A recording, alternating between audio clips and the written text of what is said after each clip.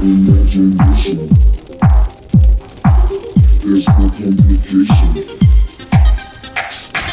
Imagination. Hello survivors, welcome back to another video. How are you today, guys? Let me know in the comments. Guys, hit the like, subscribe to the channel, hit that Amazon link in the description if buying something from Amazon. Now today's video we are gonna talk about a few little dirty secrets that State of Survival have that you probably don't know, especially if you are new, and if you have been playing for a long time, maybe you forgot about this, or you are not using it, but you knew it, but now you forgot. I don't know if there are like secrets. I don't know. I was trying to look for a better word for this, but anyways, we are gonna get into the first one. So the first, like, it's not nice, but it's nice at the same time. Some people like don't agree with this. Is the way that you can avoid losing troops. There is a way that you can avoid losing troops when joining rallies. I've used this. I made a video like years ago about this. In the beginning, I gave my reason why sometimes it's a good idea to use it. For example, when you are joining a rally, in this case, let's see if I can just put it here. You can join and you can just send full riders or full hunters, you know. So in this case, I'm gonna say full hunter, on a combination of hunter and rider. I'm not gonna say my infantry. So, and when you send, especially if the battle is not close, if the battle is close, you're gonna end up losing troops. But if you are just overpowering the player you are attacking, if you are not sending infantry, you are losing like very little to non-troops. So, and why is that? Because infantry are the first line of defense of your troops. So if they are overpowering the enemy, the troops that are gonna I'm gonna fight first are the infantry. And if you have enough infantry in the other joiners of the rally, or even the rally leader is super strong and their infantry are super strong, and those infantry are enough to kill all the troops from the opposite side, guess what? Your riders and your hunters are not gonna be touched, and therefore you are not gonna lose troops. So yeah, if you want to avoid losing troops in the beginning of the game and you're attacking you're overpowering a player, guess what? You don't just send infantry to the march, you send hunter and riders, and then you are not gonna lose troops. One more time, assuming that you are like higher in stats and the battle is not close. If the battle is close, then your infantry or the infantry from the enemies are gonna fight, and then of course it's gonna move to hunter and riders, and then your hunter and riders are gonna take the damage and they're gonna die, especially because you usually are the weakest in the rally, assuming you are doing this, and then those are the ones who are gonna die first. You are gonna lose the same amount of troops like the other people, but you're still gonna lose troops. Okay, so you know, it's not that you always avoid losing troops, but if you are attacking a player, which I'm assuming if you're attacking is because you are sure that you are not losing a tons of troops, especially in the beginning, then the way to avoid losing troops is not sending infantry. Now, I don't recommend to use this a lot of time, but I do recommend under some circumstances, you know. For example, I was using them in the beginning when I was in a super strong alliance. I remember the people who was just joining the rally were super strong. I was the weakest one. I was you know what, these people, they are not gonna lose a lot of troops. My weakest troops were the one who were gonna kill all the time, and where they were sending a lot of infantry, they were just getting like dead troops, like 1,000. I was getting 10,000 because I was sending my weak infantry. So I wasn't sending infantry.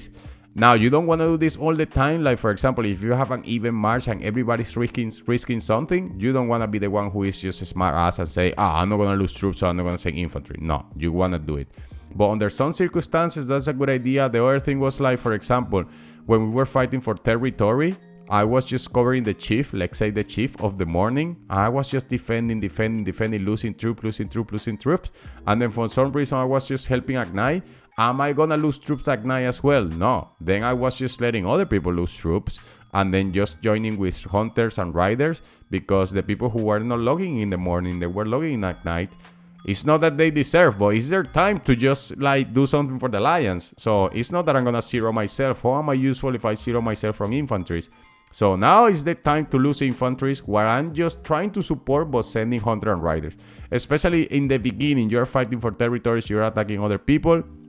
That's a good idea. So That's the first thing that you might not know about the game. The other thing is just like you have the ability to save stamina. In the beginning, saving stamina is important. And a way that you can save stamina is using Trevis. Trevis just, when you're using, just reduces the stamina used by like 20%. So in the rally, if you are calling a rally, 25 units of stamina. With Trevis 20. If you are attacking an infected, it's just 10. With Trevis 8. And not only that, it increases the march's speed. You see here 10 seconds with Trevis, and if I attack with the other one, it's 15 seconds. So it actually just reduces the march time for the infected, not for attacking players, okay? And there you go. That's the other tip. And let's see here if I just, of course, this is not a heavy attack. Let's see the report battle.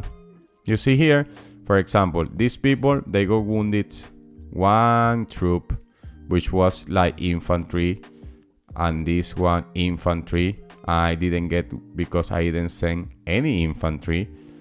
These infantry took all the damage, so in the biggest scale it works exactly the same. But of course, if it was a closer battle, then these people would have just like injured Hunter and Riders, and then of course my Hunter and Riders would have paid the price. Now, that's the other thing, okay, about Trevis. The other thing that you have to know is you have this march speed stuff. You know, you come here to the booth.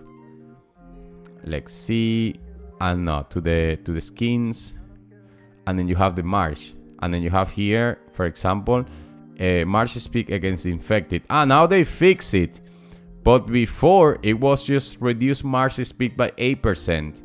So in new states, I don't know if they still have that, reduced march speed by 6%, but the reality is that these marches, they don't reduce the march speed to the attacking players. Most people, they were just getting these march skins a lot, thinking that they are gonna reduce the time that it takes them to attack players. No, it doesn't reduce the march speed to attack players. It just stays the same. It just reduces the march speed to attack infected. And even that wasn't the case, but they fixed it. So if you are just in the beginning of the game and they still have like reduced march speed, don't believe the hype, because it doesn't reduce march speed at all to attack other players, which I guess is what you are looking for, okay? So that's the third one. I think that's gonna be the last one for this video. Those are like 3 things that you should know about sauce. I think the first one, some people know, the other people don't know, and some people might have forgotten about that. Second one is a common one, but many beginners, they don't know. And the third one is just something that I just see they fit. I didn't realize that they fixed that. So let me know if you have other tricks. I just telling you the one that just came out of my mind now. I didn't plan this video. I was just recording. I said, you know what, let's make this video. But if you have any other, let me know. I make another video. So yeah, I hope you enjoy, guys. See you next time.